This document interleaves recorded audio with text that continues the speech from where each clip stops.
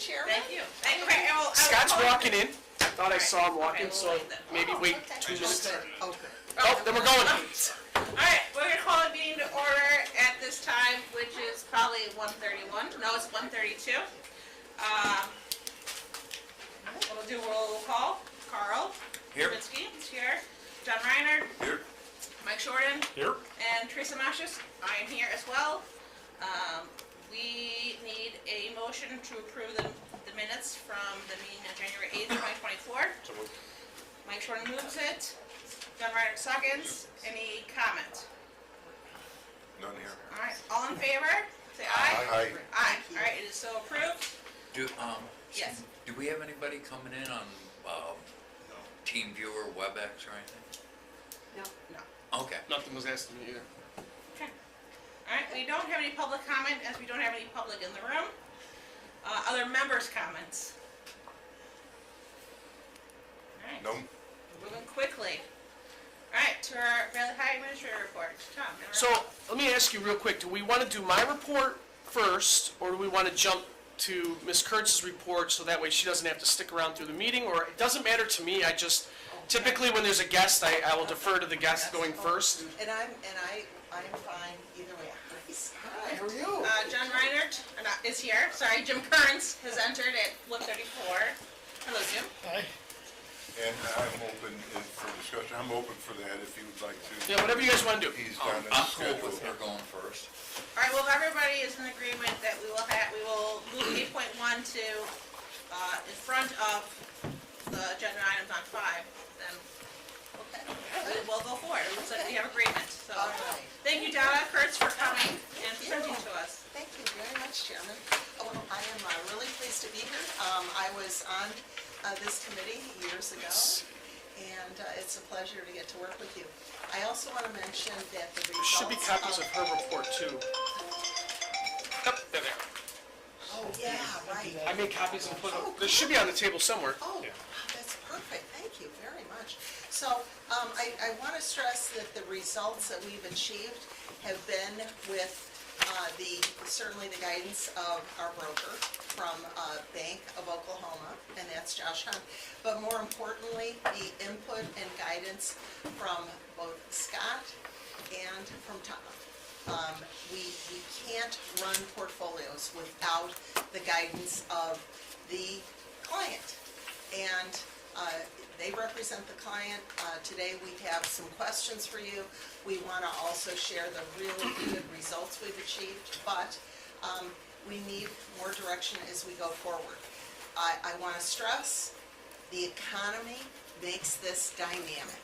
You can't sit on your laurels. So with that, do want to point out the information is in a couple of different time frames. It shouldn't make a big difference, but there may be a few issues here that come up where you're like, hey, this number's different than that. Well, that's because we've got a few different time frames slightly.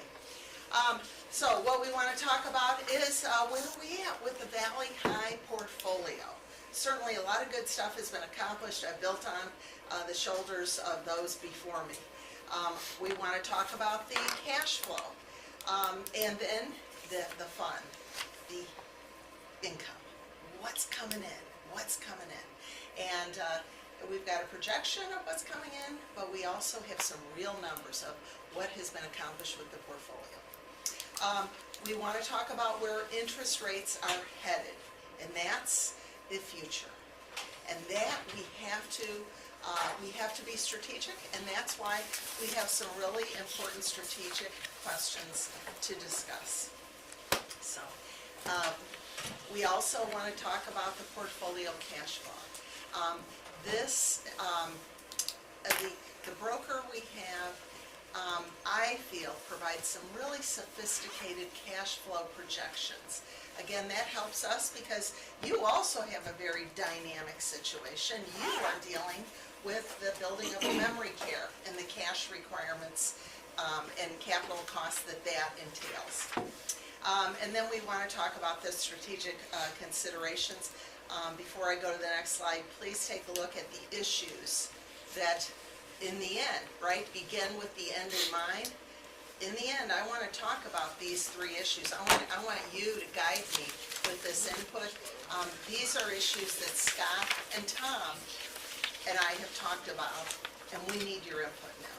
We have some thoughts on how we want to recommend, but ultimately, I think you're gonna provide that final decision. So, first off, the investment portfolios. Why do I have these in here? Because they tell a really important story.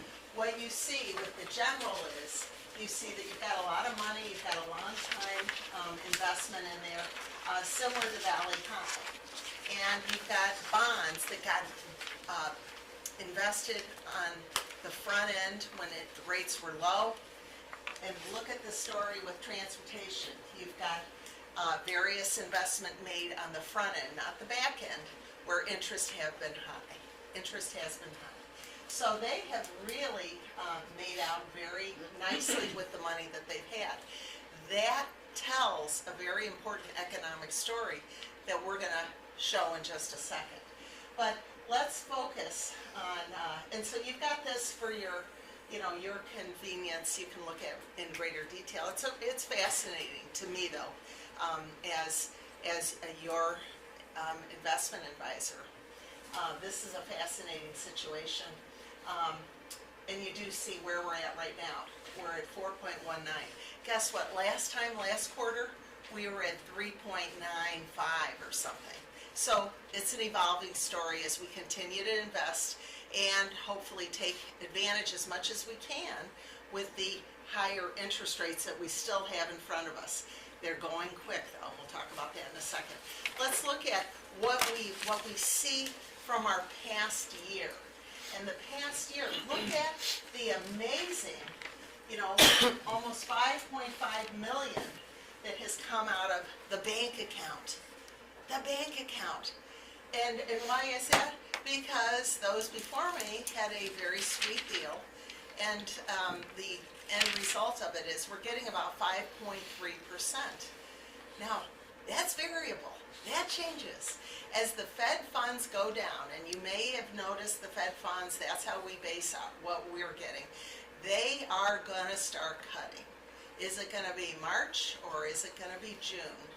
We're not sure, but when it happens, and it'll happen quickly, and before you know it, you're looking at 4, and before you know it, you're looking in the 3s. Well, we want to take advantage of getting in those higher interest rates before it's too late. But that's Associated Bank.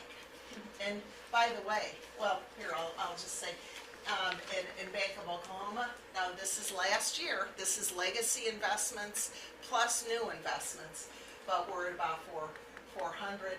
So overall, the overall income stream was about $1 million last year. That's nice stuff. That's good stuff. But we need to continue that as long as we can. Now, where are we this year? Well, we're seeing a little bit of interest rates going down. We're seeing some capital going down. But we also see that the investments have generated more for us. Now, this is a story where we're going to see these variable interest rates at the bank level. We're going to see them continue to go down. Why? Because they're variable. Why? Because they're based on Fed funds rates. So that's kind of where we're at right now. This gives us some. Is that on that last one? Yeah, sure. That's 71 and 93. Yes. Are those year to date? Is that a fiscal year starting October or something? Or? That is, that is starting our fiscal year, December 1. Okay, so that's Yes. 3 months in there. No, that's just December and Two January. months? That's still good income. Oh, You look at that, yes. 73 for 2, you times that by 6. Yeah, I know. That's pretty Yeah, good. no, it's great. And part of the story is, I'm reporting on income. I know that hadn't been done before. And I want to do more of that with the other portfolios as well. As key decision makers for the county, you got to have all the information. In my case, what I can provide you, you need to know what's coming in, right? You need to know what's coming in, and that'll help you make better decisions. Thanks for So, that. yeah, no, thank you. So here we're seeing, the yield curve, we're seeing a degradation, we're seeing a decline.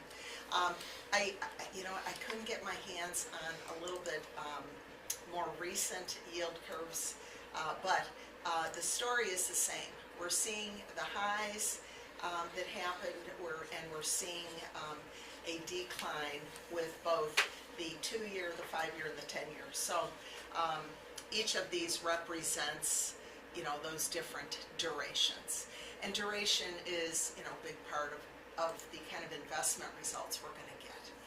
And the durations are based on, in this case, your cash flow needs. And we ladder our investments, et cetera, accordingly. So, again, here we see the decline of these rates. And we want to see what we can do to lock in to the higher rates, because at this point we're seeing it flash before our eyes, and any available cash, as appropriate, needs to be committed for the future. So where's this cash coming from? Well, we know we've got approximately 17 million invested. Guess what? It rolls off every month. Every month it rolls off, and I'll show you that. And that's the sophisticated reporting that I was telling you about earlier. We know what money comes off at an annual level, but also at a monthly level. I'll show you those reports in a second. And so that means that as you know your cash flow needs, as you know what it's going to cost to pay off the guy that's pouring the concrete for the memory care, or the guy that's putting in new drywall, as you know that, and I know Scott and Tom have done a great job in that respect, you know what you need. Well, what you don't need, let's put it to work. Let's commit to longer term. And we know that. We know that here. Not only do we know what is coming due, we also know what it is. We know that some of these are mortgage-backed, some of these are municipals. We know the type of investments that they are, and that can have some value for us. But let me also share with you this. So, as I have year one, and by the way, year one, it's a little nutty. Year one is not like John asked about the fiscal year. Well, year one is 12 months since this came out. So this came out at the end of January. At the end of December. Okay, so it is following the fiscal year, but it'll change every quarter. It's a different view. But here's the point. I've got $4 million that is going to roll off in the 11 months before us. Okay? How much of that do you need to spend? How much of that can we commit? We see we have less money rolling off as we push out. Well, we want to take what's appropriate with that money and put it into those year 4, year 5, year 6. Why? Because that's going to be huge income that you're not going to see when you want to invest in those years, I think. Now, could we have some major horrible inflation? Yeah, we could. But right now, in the near future, no. We're seeing inflation being bitten away by all of the activities going on with the Fed and everybody else. Some really good policies have created lower inflation. So we have to recognize that and see how much of these bars we should be shifting over to fill up the declining amount of roll-off that's coming. That's, by the way, let me point something out.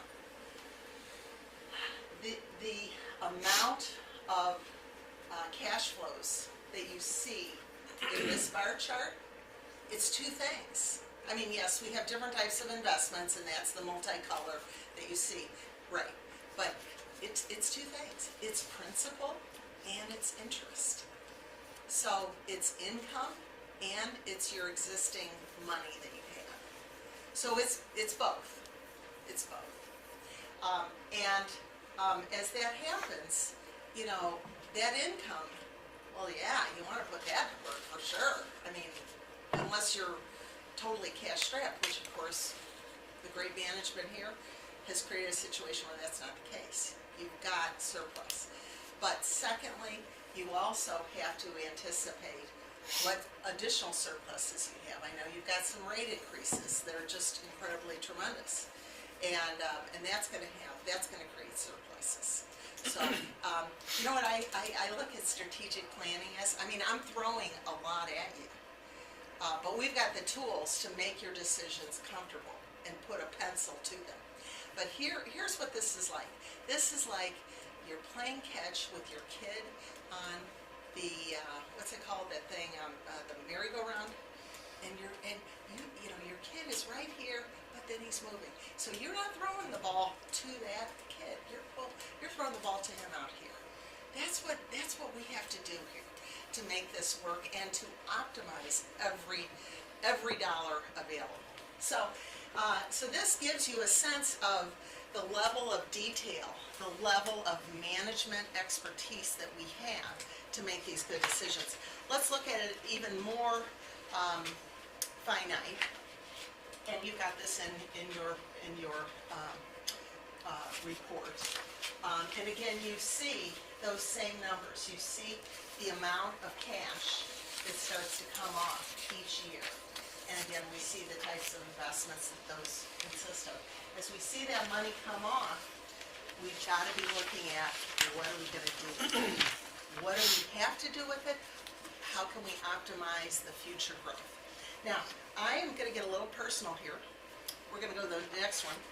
And again, finite tools. We can look at monthly cash flows. Okay, now, this is where I'm going to get a little personal. Tom knows this about me. Scott knows this about me, and John Reinert knows this about me. And that is that I would like very much, while I'm your treasurer, to have a sustainable environment at Valley High, sustainable economic financial environment at Valley High, so that taxpayer dollars are not needed. This is nothing more than a cash engine that serves this county with the legacy of what Valley High always has been, since what, 1853 or something? 90, but yeah. 1890. Farmers committed to that. The good people, the good farming people committed to it, and they created an amazing legacy that this guy has made happen. And we can make this self-sustaining, but you have to make tough decisions, and you can't endanger your existing operation. And we can work with you on that. We can work with Scott and Tom on that, etc. But that is my goal, and we're not that far away from it. We really aren't.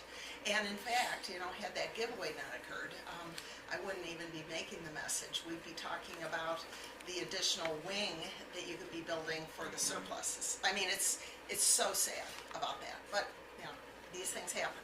So here we are. Here's our monthly cash flow, and so this gives us an idea of the detail.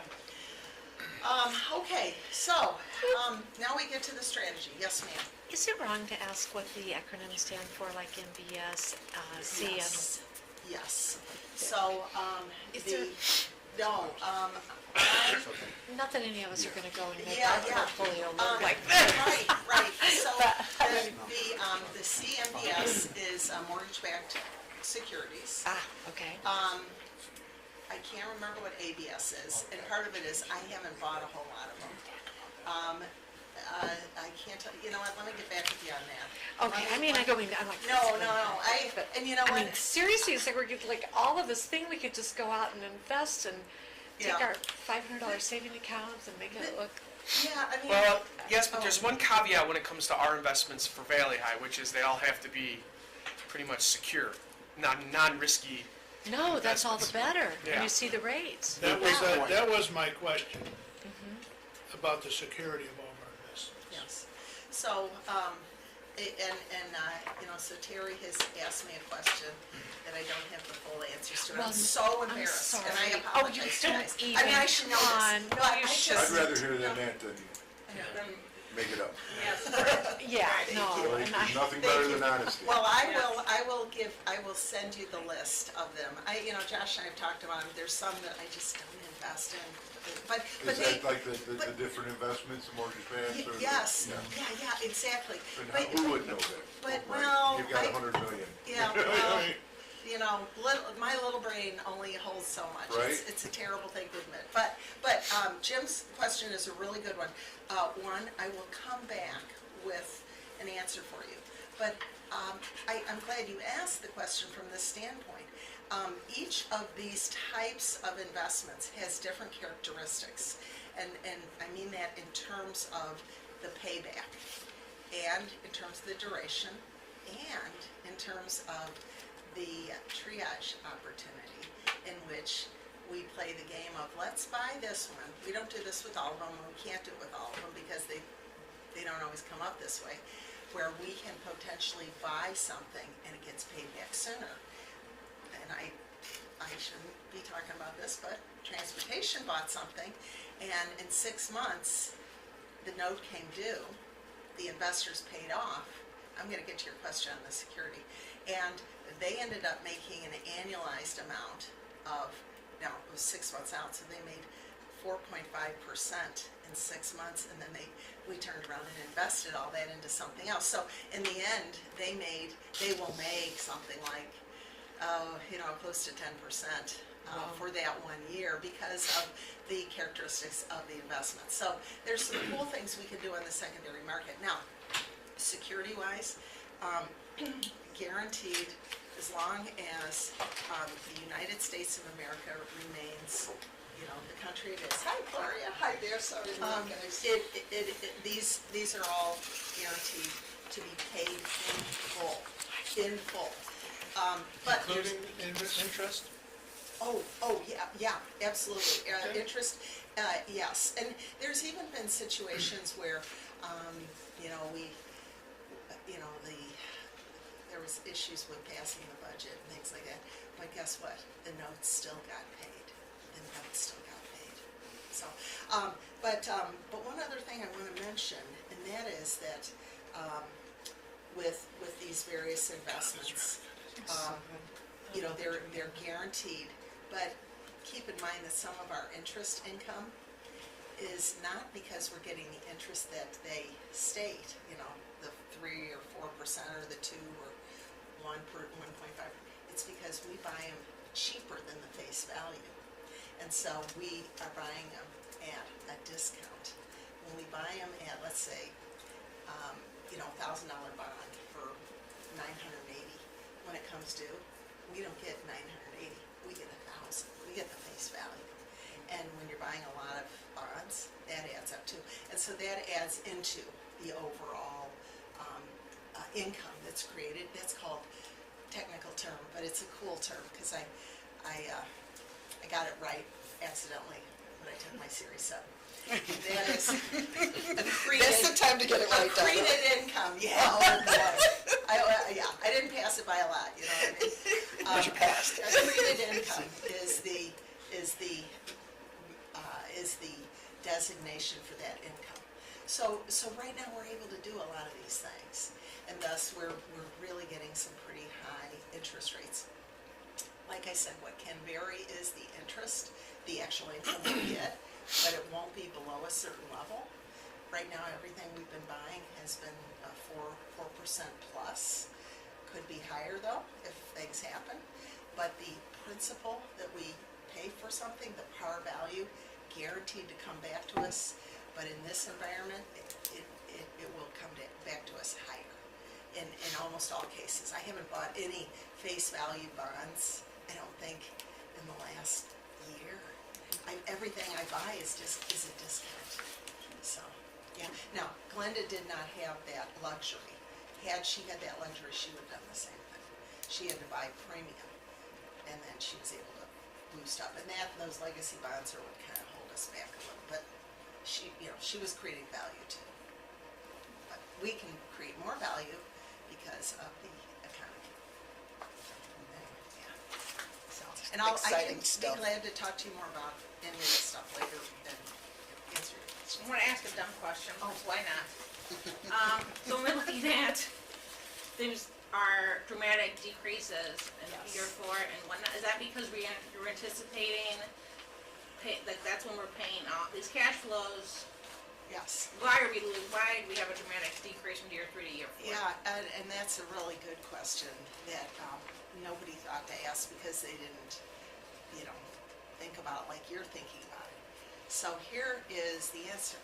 That reflects the duration.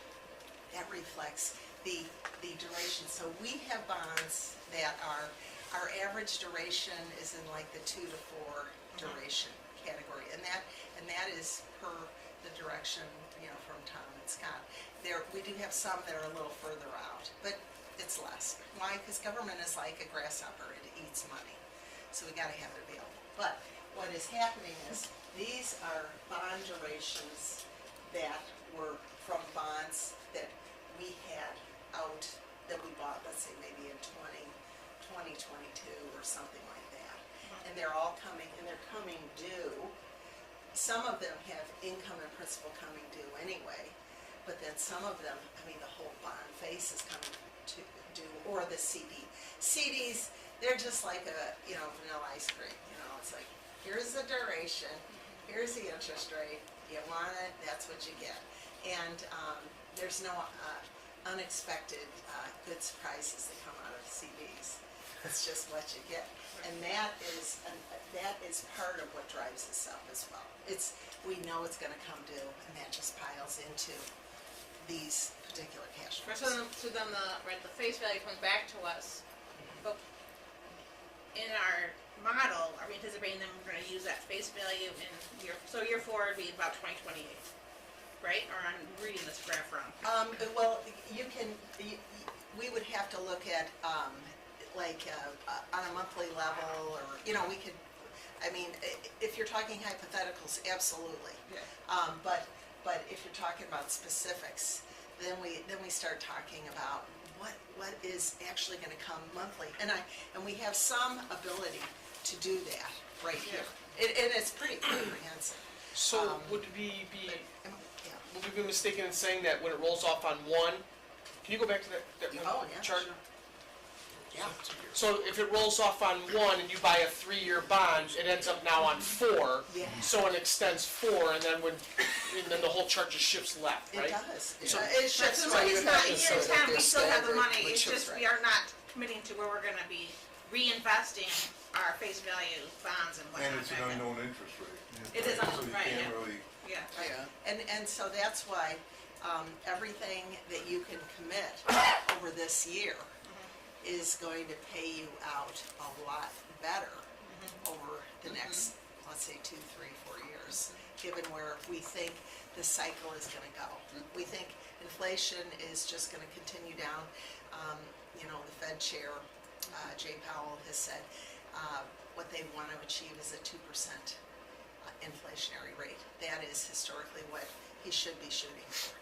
And given that we've gotten past COVID and all the supply chain issues, et cetera, that's what really, I think it's quite doable. And that's where we'll be, but guess what? That's where our yields will be too. So, I'm prognosticating, but I spend a lot of time talking to people and watching CNBC in my free time. So, anyway, yeah, so I believe it. I think 3 years out, we wanna do everything we can, based on your cash flow needs. Yeah, and if I can just add to that, one of the things when we use the model, and I'll just tell you, the model needs to be completely redone because we have a lot of game changers, and we're not there yet because it's a complete overhaul. So, please understand that when I can get that to you, I will. But so many things have changed. But absent that, when we looked at the model previously, we showed that our cash flow was going down, and we said, okay, what can we commit on a 1 year, 2 year, 3 year, 4 year, 5 year basis, knowing that cash flow was depleting just by the nature of the Valley High beast, if you will. And so when we look at the strategy that reflects, that kind of 1 year, 2 year, 3 year, 4 year, 5 year investment, what we're gonna talk about here in a little bit is, since that was put in play, things have changed. Things have changed much for the better, where we can look at maybe a little bit longer term, and so when the year one falls off, that will be, as Tom was saying, reinvested into year four. And it's gonna change your year 4 and year 5 revenue pictures. So this is what we're looking at just today.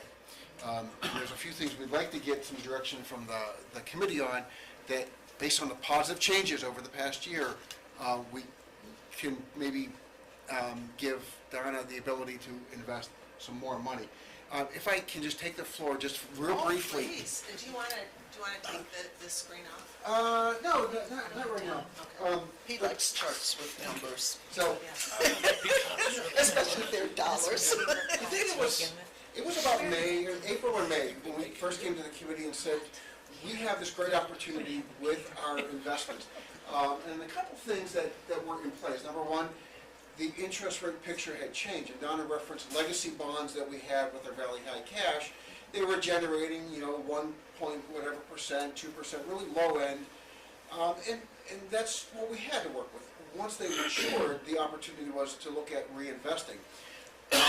In April, May, one of the challenges we put on the table was cash was king. We were generating great interest rates on cash, but nobody in the room could tell you, and nobody's crystal ball could say, is that going to hold for another month, 2 months, 3 months, or was going to cash? So we wanted to protect the availability of the investments and not have it in cash, because if all of a sudden it plummeted, from 5%, which is good, down to 1% or 0.5%, and then the investment market follows that, if you don't have your money insulated, protected investments, we still do lose. So when we came to the committee, we really wanted, we got 3 things out of it. First off, we wanted to protect the investments of Valley High and the cash, and really give Donna and her office as much ability to invest our money and protect the money as possible.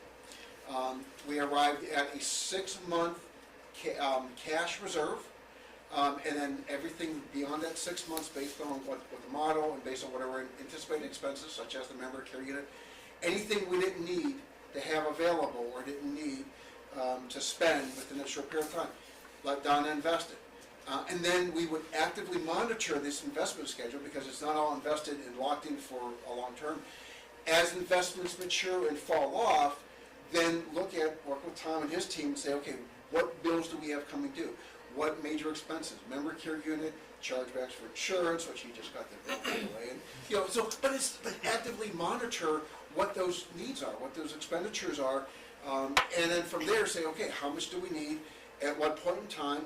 And if we don't need it, put it back into the treasurer's hands and say, Donna, reinvest it. Now, she talked about the opportunities that come in, and I'll tell you, since we talked initially in April, I think it was April, there have been times where Donna would call up and say, hey Scott, hey Tom, we got this access to $500,000 investment, at a discount, and can we move on it? And she's very good about it. We would run the numbers, we would say, okay, what do we need?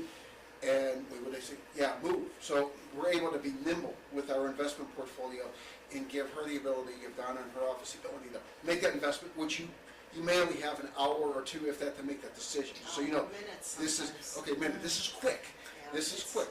But it's that, plus it's our regular monitoring of where we're at, where the investments are, when the investments mature, do we need that cash and need to keep it? And so in that, I want to tell you, this, not quite a year into it served us very, very well. Since we had that discussion, we got the direction about the 6-month cash reserve. A couple things have really changed for the positive. First off, the Medicaid revenue picture has positively increased. Tom reported on over since October or November or so, we are now generating money. We're now generating revenue on Medicaid. Prior to that, Medicaid was subsidized. So which is why the model showed that depleting, line, if you recall. That's a game changer, right? Tom, you said there's no better time to be in a county nursing home business than right now. Yeah. While that's there, that's generating revenue. That's generating positive revenue, positive income for Valley High. Secondly, because of your work and working with Tom on his retention strategy to break the dependency on agency staffing, that's starting to see positive results. So those are two critical changes from our discussion in April to today, which really gives us the ability to rethink this whole revenue and investment picture. What we are going to ask today is, based on everything, we would like to go from a 6-month cash reserve to a 5-month cash reserve. Now, 5 months is similar to what the county's general operating fund is. As a business, we need to be a little bit more nimble. But here's why we're comfortable in asking for that. Because of this active monitoring, that if we see something that's going to trail and say, you know what, we're going to get an impact, we're going to hit a low water mark, we can pump the brakes on reinvesting those investments and make sure we always have that cash replenished. 6 month is, and 5 month, that's a goal. Just like 70% Medicaid beds is a goal. It's not something that we have to hit, because we can absorb a little dip, knowing that we're going to have investments roll off. We can either not reinvest those, or we can see that we're higher, and then we can make the decision to reinvest. We've talked about this pretty much in detail. I think in January 17th was our discussion, and we, I think we're in a position to really ask for your consideration to just change that guidance to go to 5 months. Now, here's a wonderful thing. If we're actively monitoring this, if we say that, okay, for whatever reason, something happened, some critical situation occurred, I think we can absorb that, and then we can always, because the investments are maturing, they're falling off, we can always then recover pretty easily from it. We'll know something's going to be on the horizon. We know the memory care bills are coming due, and we know the pace of that schedule. I think timing is so critical, but I think we have the opportunity to really time this. You go down to a 5 month, I think that frees up, what was the calculation? That's a couple $1 million that allows them to invest. But things are always falling off. They're not going to be invested for the long term. She's going to be strategic on how they invest in short term and long term, and that gives a little bit more money to protect. Scott, here's the numbers there. Yeah. Just for your reference. So this is about the 6 month cash level, just shy of $7 million.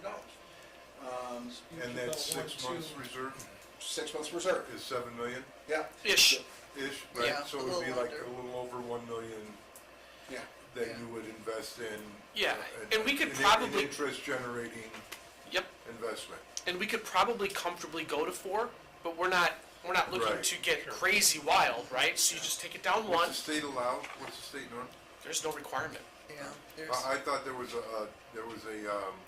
rock bottom rule that you couldn't get under 3-4 months. No, and as you're starting to see with one of the biggest healthcare providers in Illinois, that you clearly don't have to carry anything because they lost 17 buildings in the last 3 days.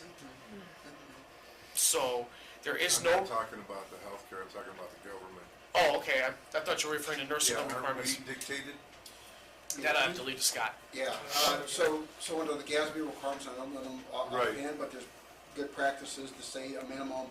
I want to say it's 3, a 3 month cash So reserve. we're still well over that. So in the general corporate fund, it used to be 6, you back that down, or previous kind of board back it down to 5. We're at 6 with Valley High, and we're saying go to 5, which actually matches what the general corporate fund is. That's our board policy. That's your board policy. That's right. 5. We So- have to stay at 5. Right. unless we change the Well, board policy. What is that? I'm just saying. What is your burn rate though on a monthly basis? Every month is so different. Yes. Whether you have 2 payrolls or 3 payrolls, whether or not we have Right. But average, is it about a million? $1 million to $1.5 million. In your report, It's on average like $13 million budget, right? So if you just divide that across. 13 million. You might get stuck at 4.5 million one month, but then you'll be at 5.5 the next. I mean- But still gonna maintain with what you're asking, right? Yeah. It is about a 5 month. Right, because I mean, you've got 7 million in that bank account. And I think you can do better than giving me $1 million. I think you could give me between 1 and 2 million.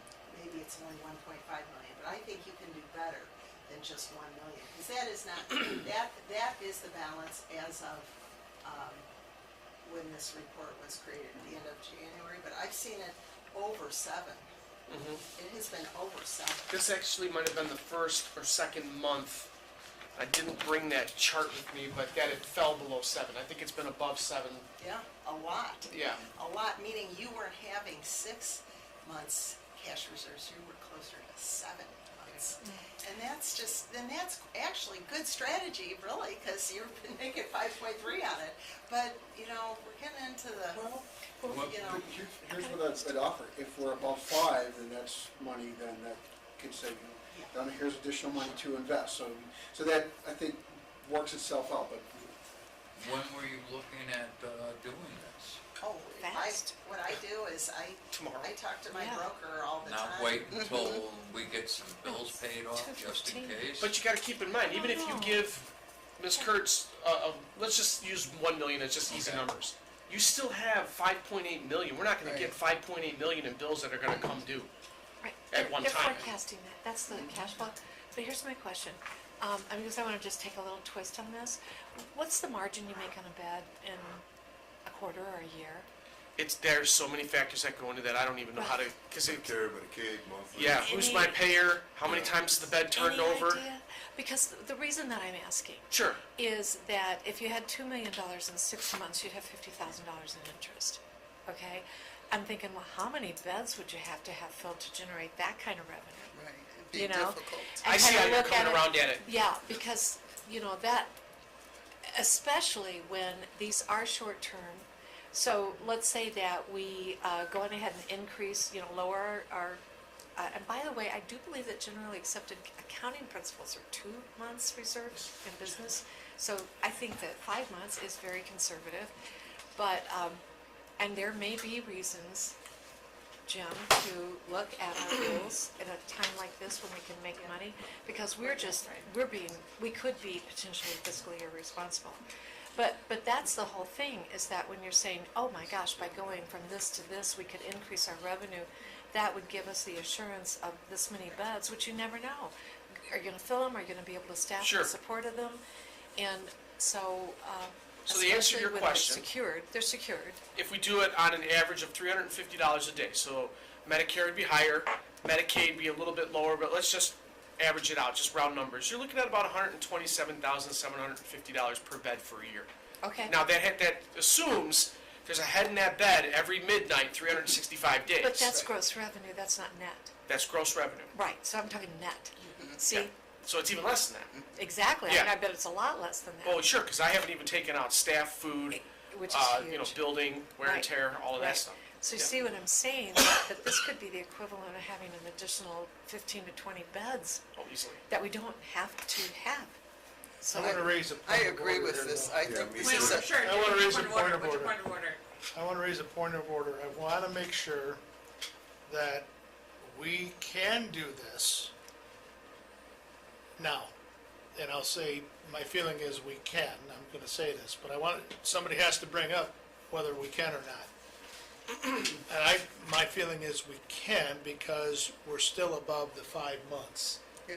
Scott would be. Had we gone to the 4 months, I don't know if we can do this Oh, right. as a committee. Fine. Just, Yeah, and- you're looking, Yeah. what you're looking for is a consent for us to do, a consensus, if we all would agree on this, I believe. Yeah. But think I this want is- to make sure that we're okay, because we're going to stay above the 5. I don't think we can go to the 4, and my personal opinion. nor would we recommend that. Right, and I I mean, was but just for your saying point, that I'm sorry. as an example. Right, no, I agree, Well, I agree, Right, so, I but agree with you Jim's 100%. point is that there's no resolution on our agenda. But if we right. just give advice and consent to do it, we should be okay. Yeah. Yeah, because we're staying within the guidelines, and I think that this is an excellent opportunity. I agree with Terry. And this county tends to be conservative. As a rule, when my ex-husband became commander of the VFW in Woodstock, he came home and he said, they've got thousands of dollars sitting in a checking account. And I said, okay, so what are you going to do? He said, I already did it.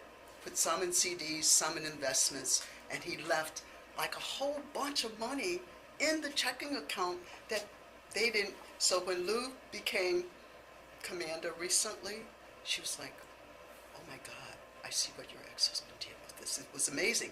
But a lot of money, they made a lot of money, so you don't want to go away and leave the money on the table. And I agree with you, Jim, we're not gonna go to the 4, but even if we did, kept the 5 there, you're not gonna get 5 million in, you're not gonna get in that kind of trouble, right? Well, Your point. the standards, 5 months, that's what we decided back in, what was that, 18 or whatever, when we all did that. So that But, still leaves a lot. anything can happen. A building could burn. That's right. A building could blow and it has to be Absolutely. vacated. And that could happen, that could Right? happen with the 7 So, million. but, never say never.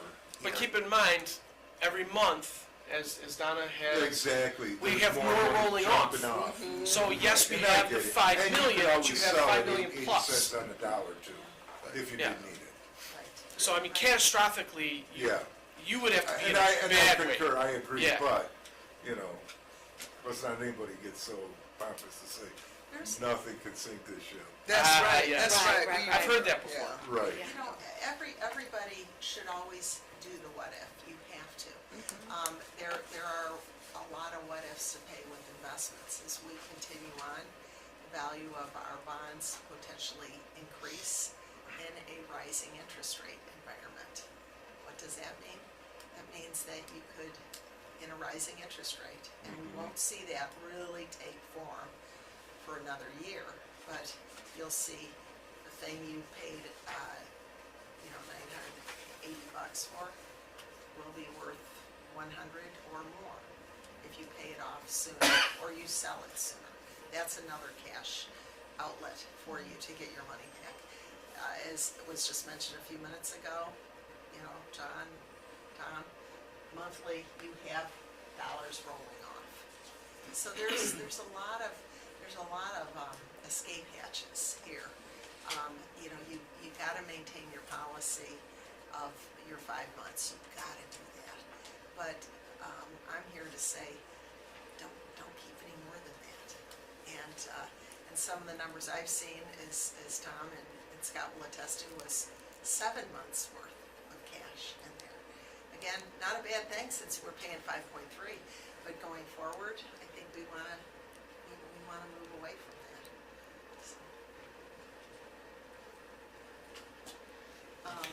So here's just kind of the next steps, and these were next steps that Scott and Tom and I had talked about bringing up to you today, and they asked me to come and talk about them. So, just to summarize, here's the overall Valley High portfolio, and you see cash flow even over the next 8 months, something like 3.1.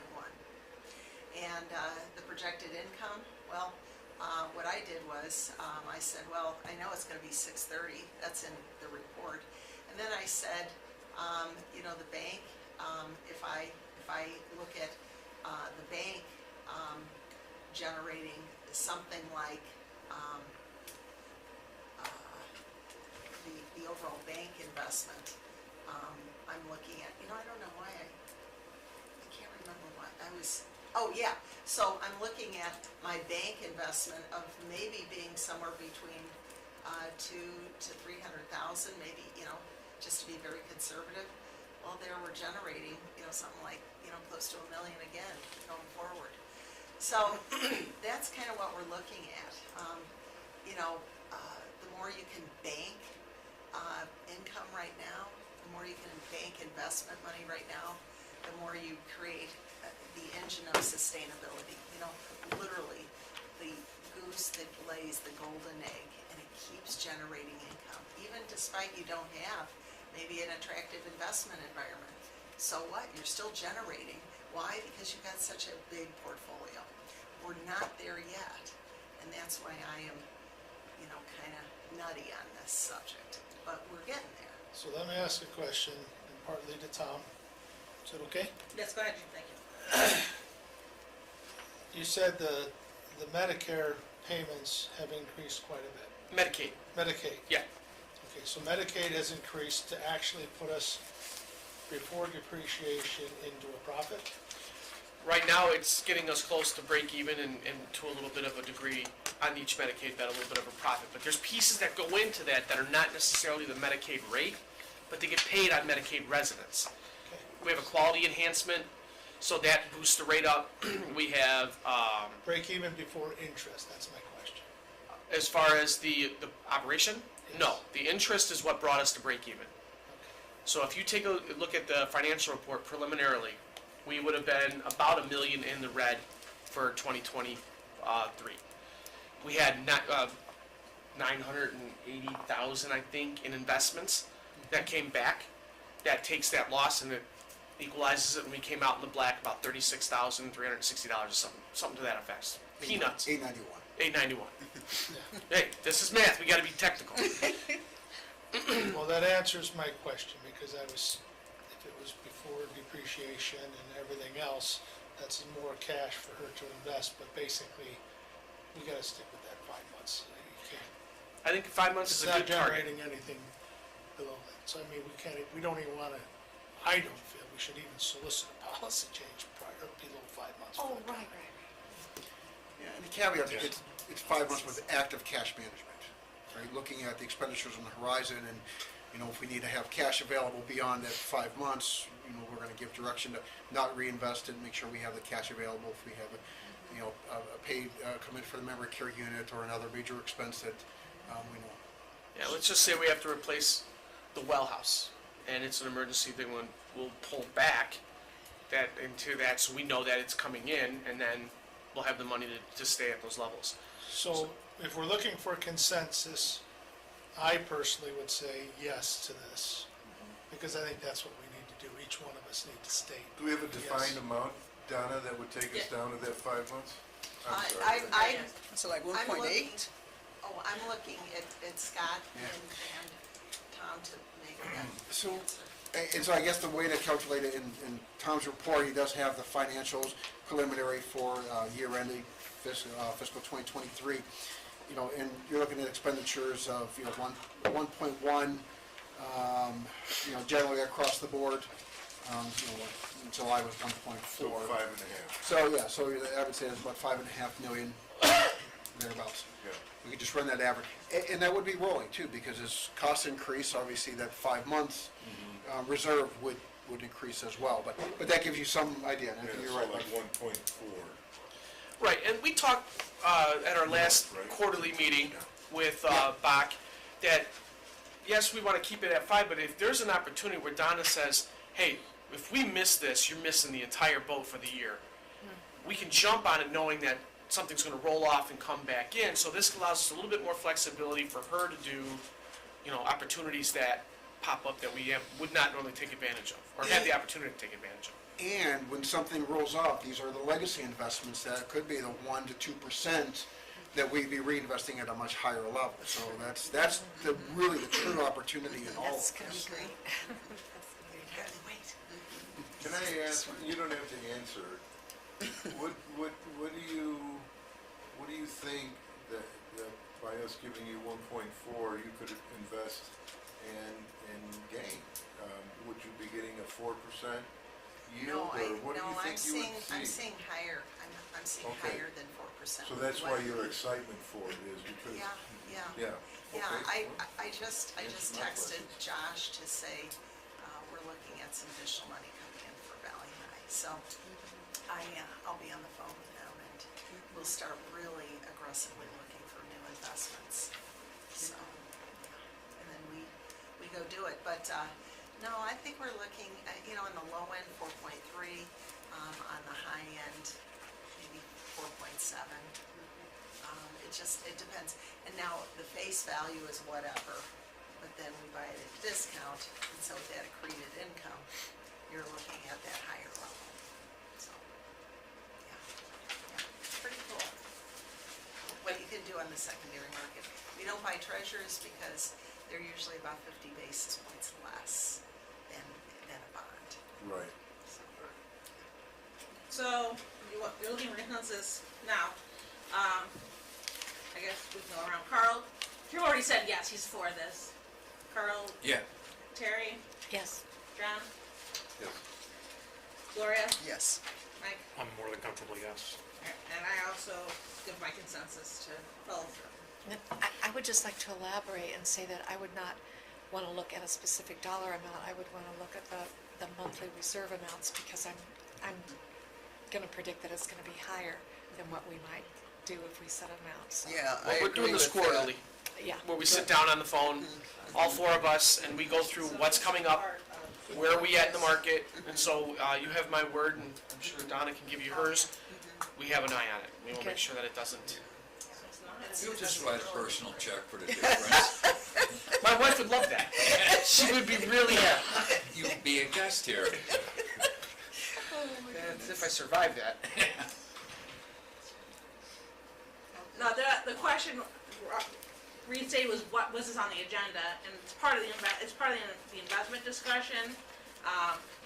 Because it's not a resolution, this is not going to the county board. It was just our committee's giving agreement to the plan put forward. And I would contend we don't need to send it to the county. Right, I would we- contend Donna doesn't need absolutely. to do this. Yeah, To it- ask this. right, and I mean, to be clear, you know, I am, you know, your servant. Right. But legally, I can Right. invest whatever I want. Exactly. So that's why you don't need to, and by the way, people have told me, stop asking, just do it, because you can. And, you know, that's not my way. It will never be my way, because you always make bad decisions that way.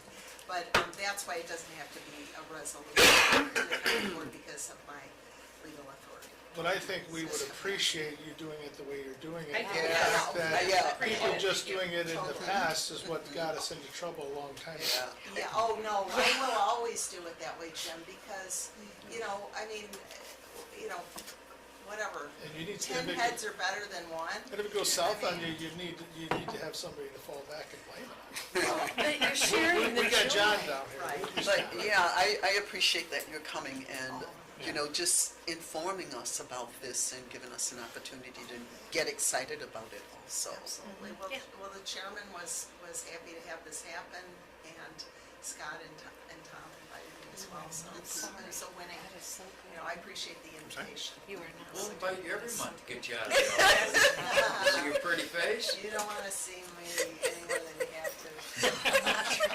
But I am going to come to the county board, either to the cow or another, probably the cow, because of two projects we have coming up with some resolutions. So I'll make it worth your while. It's Okay. good- It's good stuff, it's good stuff. Well, Tom brings cookies.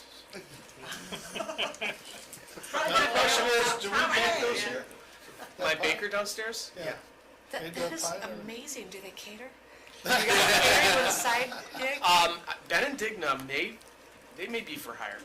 I mean, I'm not gonna sell them out Think there. about That it, this could would be extra revenue for you, opening up a baking That was a shop. great pecan Right. pie. So Donna, did you have anything else you wanted to present to us? We totally went off track just now about Oh, yeah, the no, Facebook. Well, no, I do want to tell you, I'm sorry, I come on a little strong at times, I have opinions, but I always respect, you know, the direction set, so, some of you know, you've had to endure me on the board, so, but I just don't want to leave here without, making sure you get my input, and you've been very gracious, so thank you, and, we're gonna start putting this money to work, I'll be talking with Josh on the way home. All right, thank you. Awesome, thank you so much. Thanks for Thank your you very time. much. Thanks, Donna. Hey, on the side, how's Glenda doing, you know? Yeah, you know, Glenda, she had a. We can remember our public meeting, so don't say anything you don't want publicly stated. Oh, no. I hope everyone hears this. I've talked to her husband, other people have updated me. She had a stroke. She hit her head on the counter. It was very, you know, a brain bleed, et cetera. So she's making slow progress, but she's making progress. So we're hoping the best for her and praying for her to return to good health. But we don't know how many months it's gonna be at this point. Thanks for that Yeah, update. thanks. Sure. Yeah. Oh, you. no, Yes, thank you, thank you. thank you. We all love Glenda. Okay, everybody, thank you for your Thank you. service, thank All you for right. letting me be part of it. And, see you later. Hi, Donna. All right, so Take a let's, piece of cake with you. Take some pie. Take some pie. Is there Donna, any- you will not be I'm sorry. already, It is so good. order, let's call order. This is the first time I've done this to you guys. My apologies. Thank you. All right, are there any questions from the admin report that we want Tom to address? I know we all read it because we are dutiful board members. Is there any questions we want to address for the admin report that was given to us? I did read it, and I have no questions. All right, thank you, thank you. Yes. All right, well then let us go to 5.1, the overpayment filing for Med B. All right, so I'm gonna go down a whole list of audits because it seems like every government agency and insurance company has now decided they want their money back. And it's kind of becoming a little bit challenging to keep track of all of these looming deadlines that move and whatnot. So I'll start with the OIG one, because this was one of those funny ones where we got notified by our therapy provider. I think I told you some of the backstory on this, but if I'm repeating myself, I apologize. We got notified by our therapy provider that one of their clients, so another nursing home somewhere in the United States, identified a billing anomaly that was occurring in the software for Med B. So they reached out to the company that they use to kind of like their electronic medical records, and they came to find out that in the data transfer, so when the therapy company sends the file over to Valley High takes that file, they put it into our medical record, and then it creates a billing form called a UB92 that we submit for Medicare to pay for the services.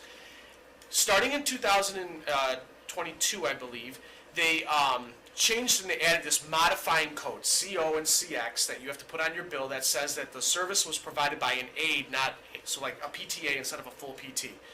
And what that does is it takes 15% off the rate, and you get paid at a lower rate. So in the data transfer, that CO and CX was getting lost, like it was just dropping off from one system to the next. We know exactly what the window was, we know exactly who was impacted by it, and we know exactly how much. And it was about $3,600 that we overbilled Med B because of this glitch. So I reached out to a friend of mine who is the managing partner of Dwayne Morris, which is a healthcare attorney firm in the city. And I ran it past him, and I'm like, Nev, how would you handle this? He's like, it's an overpayment by the definition. So you really have to notify the OIG that you've improperly billed Medicare Part B and follow the process. So I did that. I waited to the 60th day to notify them because of some of the other audits going on. So I waited till the 11th hour. I sent it in, and I got a call last week, and I could tell from the voicemail that they were making fun of me. Probably because it was $3,600. Because she's like, yeah, I really, before we go any farther, I think I'd like to talk to you about this. So I talked to her this morning. So apparently the federal government does not get out of bed for less than $20,000. So she asked me to send her an email withdrawing my overpayment submission and basically like eliminating the fact that I've reported to the federal government the $3,600 of overpayment. And she's like, just call National Government Services, who's our Medicare intermediary, and tell them that you talked to me, talk to the OIG, and you're sending them a check for $3,600 with a roster bill, and close this thing. So all the heartburn and all the work and everything else, really we didn't need to do it. Just a real simple cut the check back with a roster bill that shows what they, who they overpaid for, and move on. Now, I would still do it, and next time this happens, I would still go through the same process. I would much rather have the attorney from the OIG laugh at me and say the federal government doesn't get out of bed for less than $20,000 than have them say, hey, by the rules, you didn't report. So we did everything by the book. I did call Pete on his way to Springfield today just to tell him because I thought this was pretty funny.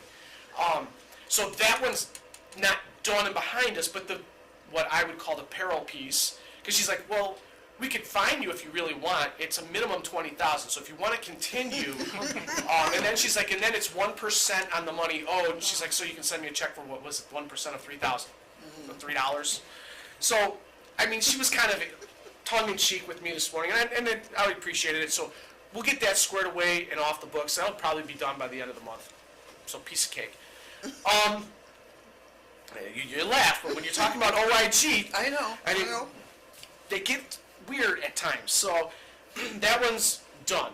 We also got hit with a PBJ audit, which is PBJ is payroll-based journal. So we are required every month to submit our payroll to the federal government, a clearinghouse, and along with our census and stuff, and that's how they calculate your staffing fines and whether or not you're staffing to your census, because you're also submitting your MDSs, and all that kind of ties together. So we missed a deadline back in the summer due to a software glitch, and they told us, too bad, you missed the deadline, whether or not there's a software glitch or not. So it immediately then triggers an audit for the next quarter. So we got our notice a week ago. You have 3 days to file the first part, and of course they gave it to us on Friday, and it's calendar days, right? So Saturday, Sunday, Monday, no big deal, we got it. And then you have 7 days from that date to get it all submitted, and we lost 2 weekends in there. So it really is like this weird calendar game. That's been submitted now, and we're just awaiting the response. So that one is kind of parked into a holding pattern. Then there's the TPE audit, which is this crazy Medicare Part A audit that every nursing home in the country has to go through. And don't ask me what TPE stands for, because for the life of me I cannot remember. But basically the way it works is you are required to submit 5 claims when they notify you your window is open. If you clear the claims clean, then you're done. The audit's over. If you don't, then it expands to 40 claims. The weird thing about this is you pick the 5 claims. So if you do your homework, you're not going to submit a claim that It's is problematic. questionable, right?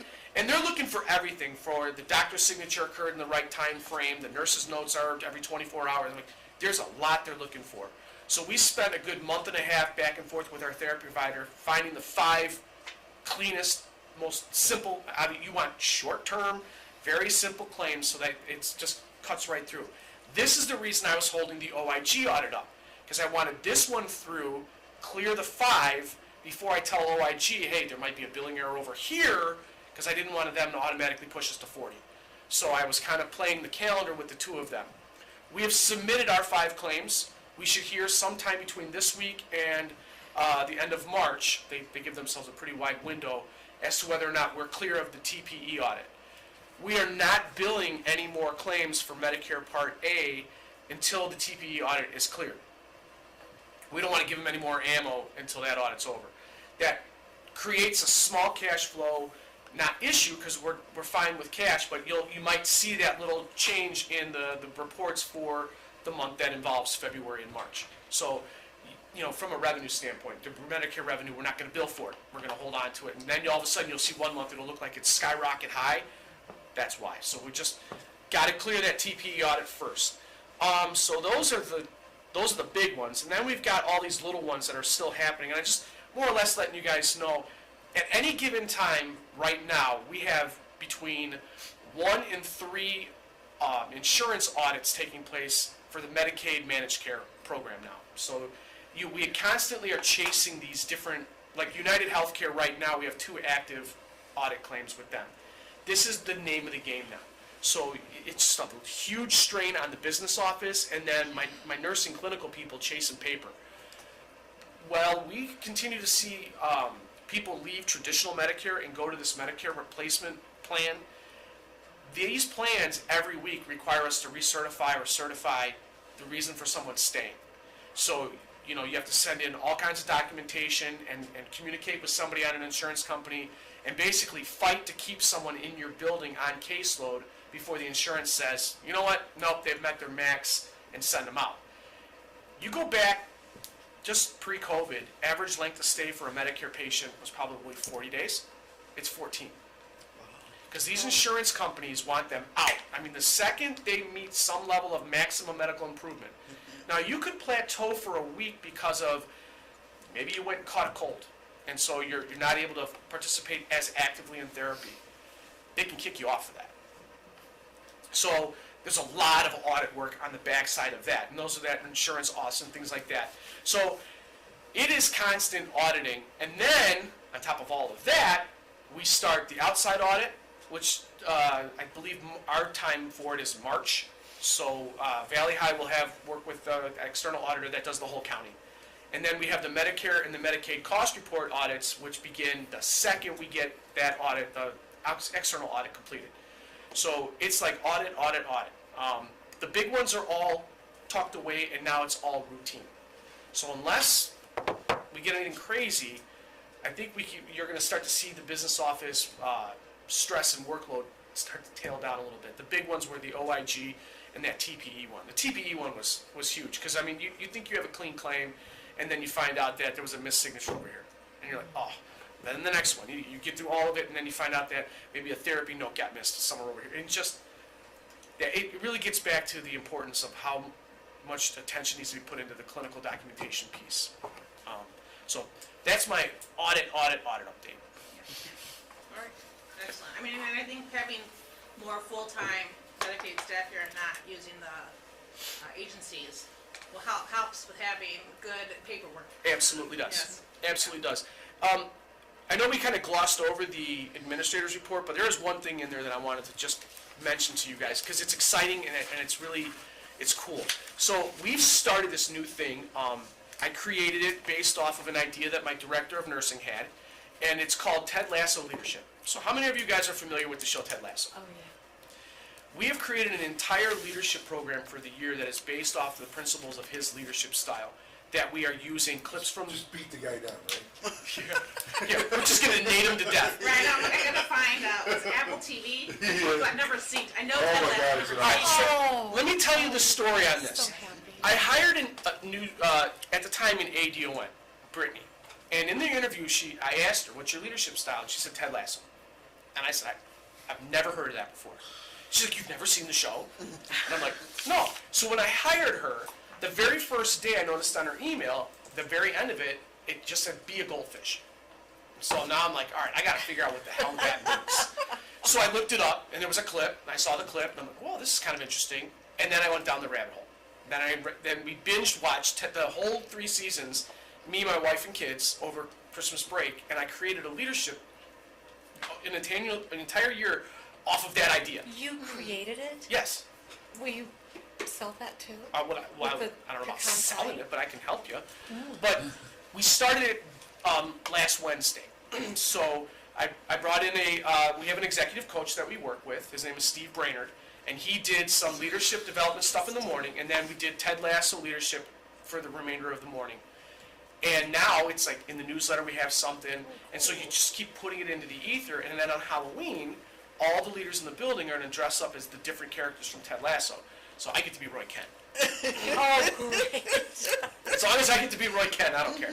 But anyway, I think it's really kind of neat that we've kind of generated this buzz around the building around a character of a TV show, but this idea that although he's great, he's not perfect. He's allowed to make mistakes. He's allowed to fall down on his face a few times. It's the idea of the 3 words that are our focus for the year: forward, presence, and accountable. So, pretty neat little thing that we put together. You'll be hearing a lot more about it as we do the QA thing and kind of what more comes of it, but we've created an entire year of stuff based off of this television show.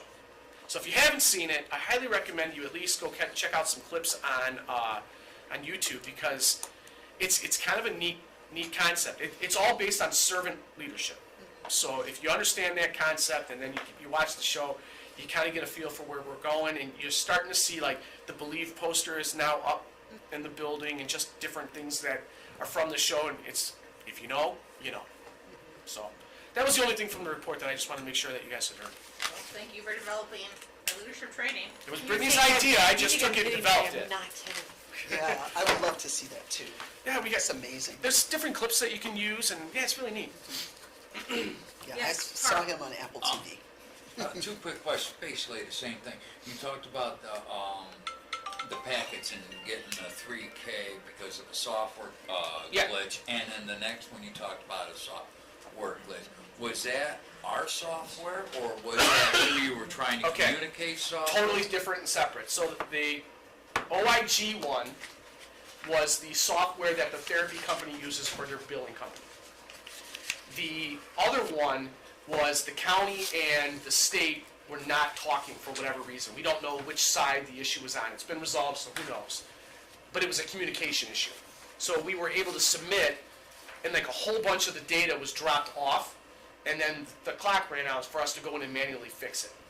So Okay, so that what I'm getting, part of that is to make sure we don't get pinched Well, in that again. the key is don't wait till the last minute to submit your PBJ data. And then the last part of that, is that in any way, shape, form, or fact gonna hinder or hurt you getting your 5th Silver Cup award? No, no. We got that, that'll never be taken away. No, I mean, this In the year. future, right, Nope. because it's. You're So, shooting for we're the shooting for gold. gold. We're shooting for Okay, the gold. gold one. And we're taking 2024 to focus on organizational health and this Ted Lasso leadership. And then 2025, we're gonna use that as our application for the gold award. What about this year? Why not go for the gold this year? Because my people that do that packet have asked for, just take a breather, Tom, take a breather. In order for us to keep our hands in the silver running, even though there were a couple of years where we weren't eligible, you still have to file and do the application. So Tara's got 5 years in a row that she has done this packet. I'm gonna give her a 1-year break. Besides, like I said, this whole idea that we've built is a great springboard for the gold award. We gotta have data to show that it's effective, so. 2024 will be the year of gathering data, 2025, yes, we are gonna go for the gold. Oh, Good, John, or your Carly, good? oh yeah, I'm good. There's 80 beds, we have a population of 74, and waiting lists. We have a waiting list, but keep in mind that we got 2 in the hospital. Question, not a. Yeah, we are staying really close to max full. Yeah, And so most of our admissions right now are not coming off the waiting list, they're coming straight from the hospital. I know the hospital is having some difficulty with some of their PAN providers. We're not, remember they wouldn't let us in the PAN? Yeah, but they seem to keep Now calling they- us. now they want It's you. fancy how that works. But that's where most of it's coming from. We do have a different waiting list that has already started, which is the memory care unit. yeah, but, You know, and the more and more we start to promote that, the more and more we'll probably start getting people on that list. I had a conversation with a constituent who was asking about it, for their mother actually, and I said, oh, you gotta call, Valley High. Who do you call? Chrissy, Chrissy Rybar. Mr. Rever? Yep, she's my admissions Thank you. coordinator. And, it's short-term versus long-term, right? Our long-term unit is full to the hill. We don't have Right. any room at the end. Where we have the flexibility is the short-term. And what ends up happening a lot is people come here on short-term and they're planning to go home, and they like it so much that they decide they're not. And then they end up going up and Yeah. taking one of those beds, so. One of the things that I'm gonna bring to you guys, probably in the summer, is what do we really wanna do with that prospective resident list? Because it's there, but it creates this idea like you're in the deli line and you're next in line, right? And people call and they say, well, what number am I? Well, there's so many factors that go into whether or Yeah. not you come up next. Nobody keeps those lists anymore. It's just first come, first served because everything is so rapidly Sure, changing. But there's ways to meet in the middle on that. And I've got one of the goals of the strategic plan, which you'll see I attached an updated report card for you guys, is to address that in 2024. So What do we want to do with it? we will put a long-term person in a short-term bed? Typically, no, because we're going to need that short-term bed, and that gets into that whole case mix piece. Right. So, will we put them there temporarily? Like, let's just say you're here short-term and you're going to stay long-term, but we don't have a long-term bed. There's nothing that precludes us from doing that. The whole building is certified for Medicare and Medicaid. Doesn't matter. It's more of you've got your staff set up. First floor is more of your clinical, really clinical focused team, whereas your second floor, they're more long-term based. They're more used to dealing with dementia, more chronic and less acute type things. And we've created over the last, let's just say 9 months, where the teams are trained differently, they are expected to do things differently, they're paid differently at this point, so we would try to keep those residents on their respective sections. Sounds like you're gunning for another extension on the building. I'd like another building. Right, I mean, initially the plan at some point was to have multiple buildings. I want an assisted living out there. The original thing has assisted living on it, Yep. the map. Right, Yep. so, from when they founded this. I mean, I figured after It'd be the a nice memory map care for unit you was guys to built, see. we would readdress the initial plans of what Can we're you, doing. can you give me like a year of operation before we do that? I might not be here. Yeah, well, if you keep piling these construction projects on top of each other, You won't be? You won't be? yeah, I'll be in the We ground. won't have any money either. Yes. Yeah. Yes. Yeah, no, I think we're making a great move, and the timing of it can't be any better. The market has gotten very volatile.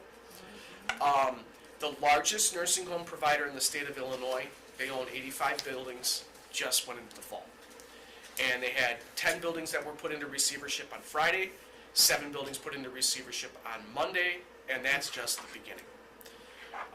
And that's kind of the signal of those facilities that were struggling at the bottom going into COVID, now that all that money is driven up, or dried up, Right up. they're struggling and they can't make it. And then this company got hit with a cyber attack 2 months ago, and that was like the nail in the coffin. So, I'll tell you the name off the, Are we safe on the cyber attack, or? well, it's funny you bring that up. So we drilled that as a tabletop with a small group of my team. What I did is I took each department head and I said, give me 2 of your, so you and 2 of your brainiacs on your team, and I want to put them into a tabletop exercise. And IT gave me some information to run with it, and then emergency management sent over Brooke, and Scott's team was over here too, and we drilled it. And we drilled 2 different ways. If the county was to get hit, and if we were to get hit, whether it's short-term, long-term, whether it impacted Wi-Fi or electricity. I mean, we talked through all those different things. And then the very following week, I participated in the countywide one that was for a 30-day power loss. Are we safe? We're safer because we're part of the county, right? And we have that county IT overstructure, and our systems are separate. So if we were to get hit with a cyber attack, let's just say McHenry County was to get hit real hard, we would lose access to email, but we would not lose access to electronic medical records, which is cloud-based. If we lost the internet, we would lose the EMR, but we would be able to still, so in each situation or way that we would get hit changes the way we respond. I've got tons of notes from our tabletop that I have to compile for Monday's safety committee because we're going to talk it through. Here's what we learned. Here's what this table, because we had multiple tables set up and then we kind of brought it all together. But here's what all the tables said. Now we need to take another adjustment to our protection. And there's things we found that, this report downloads to this computer at this location. Well, this computer at this location, what it is an offline electronic EMR, so the medication administration record. And it updates every hour, and then you can spit it out. Well, through this drill, we found out, yeah, it's plugged in, but it's plugged into an outlet, not on the generator. So if the power goes off, you're not going to get your downloadable offline report. So that we need to move that. So are we protected? We're better than we were a week ago, but man, it doesn't take much. Right. I mean, there was one of the serious discussions during the budget discussions was with Tom Sullivan over all of the things he wants the county to do for security. So that was an admin. So you can revisit that meeting and hear all of the things Tom Sullivan wants the county to do. I just asked, 'cause I think that's It's a little scary because And it's- we're all vulnerable. And the thing is, Scares me. 3 years ago, I never heard of a single nursing home that it happened to. I know, well, you got DeKalb County Nursing Home got hit, Knox County Nursing Home got hit, this company I was just referring to got hit, they're still in the throes of it. Smaller company down south got hit, and this is all within the last year or 2 years. So, it's a How real, many of them paid the bill, that's the question. Did they That I just- don't know. Did they pay it? I don't know the specifics on it. All I know is that it's completely disruptive. You don't think about it, but you lose your email, you've lost the access that, your doctors, your clinics, all that stuff is all saved into that system. So, Yeah. yeah. And it just depends. Is Is the it county? safer in the cloud? Not safer in the cloud, is it? It depends. Right? Well, Everything has got a big caveat to it. yeah, anything you Yeah. put somewhere, someone else can take it out. That's my point, is there any Yes, safe? but. Yeah. So, you've got some protection though of having multiple places that you store. Yeah, let's just say that the Could cyber you- attack took out all the county computers. it's not hard for me to go and say, all right, I need every one of my leaders to bring your personal laptop in, and we're gonna use those to electronically chart, right? They're not a county device, but we can still get to the web. As long as you can get to the web, you can get to your EMR. In theory. In theory. Now, if it's the Wi-Fi you lose, well, now you have hotspot ability. I mean, so this is what we talked about. I mean, we went down that, like, well, okay, well, what if this? Well, what about that? And I still think we need to take, I mean, you participated at some level, we probably still have to take another shot at it, right? Yeah, you can go mad running the what ifs, trying to think of all the scenarios. The answer to the question, and I'll tell you from risk management, cyber threat is our greatest threat. I mean, with all the physical, exposures out there, cyber still remains, I think, the one thing that keeps me up at night. I don't sleep much as it is, but, that's probably why. The county board has, for the past many, many, many years, made the investment, the multi-million-dollar investment into its infrastructure, into its safeguards, into its protections.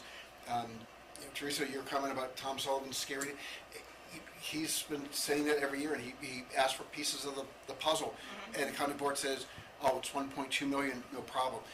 Because you've done that, we're in a much better position than many, many organizations, but it's constantly evolving. It's evolving as these threats are evolving and becoming more sophisticated.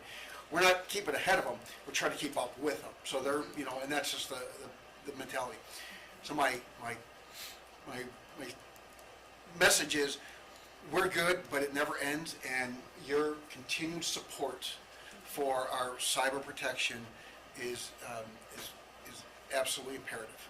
If you let off the gas, I mean, there's organizations that, big organization with the Chicagoland area that were hit, and they thought they were, unsinkable, but no, they can get hit. So, yeah, never say 100% safe and we're done, because we're not. And when IT asks you, it's not because they want the next shiny object. There's good reason. And they've done wonderful things with our system, and I don't want to go too much in the public record, even on the high level. But as Tom mentioned, if something happens here, there's ways that they can sequester that just to this to protect the rest of the county. It's good to know. Yeah, Northwestern was hit. They had a huge. We may be a little bit off the Yes. agenda here, going through everybody who's been cyber hit. Do we have future topics related to I was only going to verifying? mention Northwestern and Target, then I'm done. All right, so in the coming month, next month, there is, I should have a linen resolution for you. I have not had a chance to look through linens, but we did a linen bid. There's one other potential resolution. I have to talk to Cheryl and Pete, but we've noticed some things that when we did the pay rate increase, we didn't touch the leaders, and some of the nurses are making more than some of my nurse leaders, and we probably should address that. So, but like I said, I got to work through that with Cheryl and Pete first before I bring it here, so that's either going to be next month or the following month. okay, all right. Are these committee members that want to bring in topics for next month? Quick little slideshow, PowerPoint of, where we started. This is, halfway through, and what we've got on the memory unit, or some of the equipment that you bought, that we actually see how it's. Well, that bid's going to hit the street, so you won't actually see the bid the resolution for that bid until probably June. But yes, I can put a presentation together. And I mean, like 3 seconds, a minute, hey, boom, boom, boom, and. They were knocking out walls this morning to open up into the open air space that was just built. So, I mean, the weather's been great. We lost 1 week of work. That's it. We're really moving through pretty good. November is the substantial completion date as of right now, November 11th. If that all stays on track, then you figure we get public health notified of substantial completion in November. They're out here by December, January. We're looking at a February potential occupancy. Exciting. Less than a year. I know. Very exciting. The drywall's about to start. That's when it becomes real. Because right now you just see all of the steel and it all. Most people can't, close it up in their mind. But it's about to start, and that's when it really is gonna be fun. All right. Okay, so, with that, are we looking for an adjournment?